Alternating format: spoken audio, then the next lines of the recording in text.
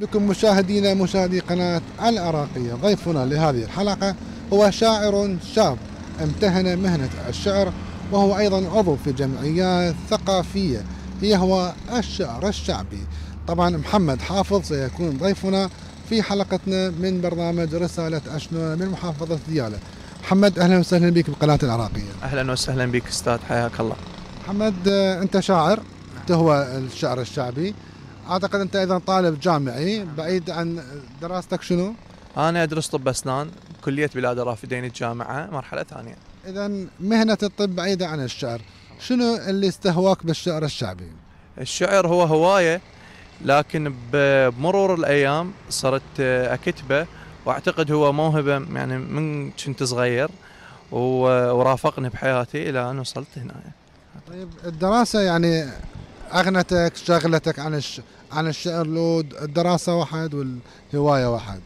والله كل شيء إلى وقته، يعني الدراسة واحد والشعر واحد، ولكن هو الشعر وليد اللحظة، انه بالدقيقة اللي يريد يصير بها شعر هو يصير بها شعر. شنو أكثر أنواع الشعر اللي يستهويك؟ يعني الشعبي، الفصحى، أكو خواطر، شنو؟ والله أنا كل أنواع الشعر تستهويني، الفصحى والشعبي أكيد، ولكن بحكم اليوم وحكم طلب الشارع وطلب الناس، إن الشعبي هو الماشي حاليا، هو الدارج. أحسن أنواع الشعر حاليا اللي أنا أحبذه هو السهل الممتنع، يكون أقرب للناس. نسمع شوية شعر. نعم.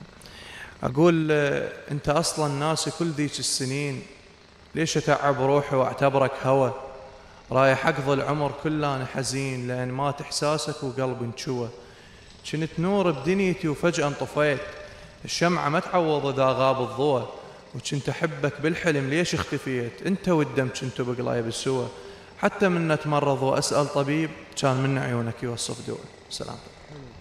محمد، الشاعر يعني من يقول شعر يقولها عن حاله هو يعيشها، لو مثلا فد موقف يصير يعني قدامه، لو شلون؟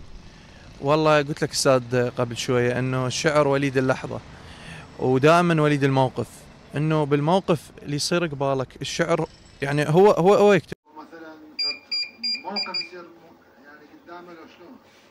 والله قلت لك استاذ قبل شويه انه الشعر وليد اللحظه، ودائما وليد الموقف، انه بالموقف اللي يصير قبالك الشعر، يعني هو يكتب نفسه.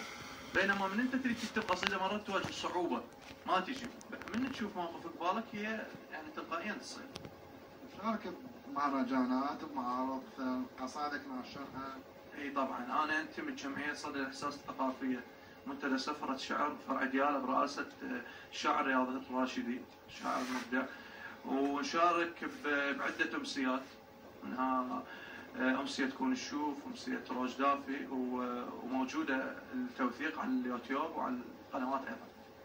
محمد، احنا شاكرين لك طبعا، واحنا من الداعمين للمواهب الشبابيه، يعني هناك التوفيق، والشعر الشعبي له قاعده جماهيريه كبيره مو فقط بدياله انما حتى خارج دياله، فنتمنى لك التوفيق في دراستك وفي هوايتك.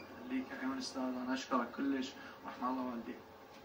إذا مشاهدينا، مواهب شابة كثيرة فنية ثقافية، من ضمنها شاعرنا الجميل محمد حافظ، شاعر شاب يهوى الشعر الشعبي وهو طالب جامعي، يجمع بين الدراسة وبين الهواية، نتمنى له التوفيق.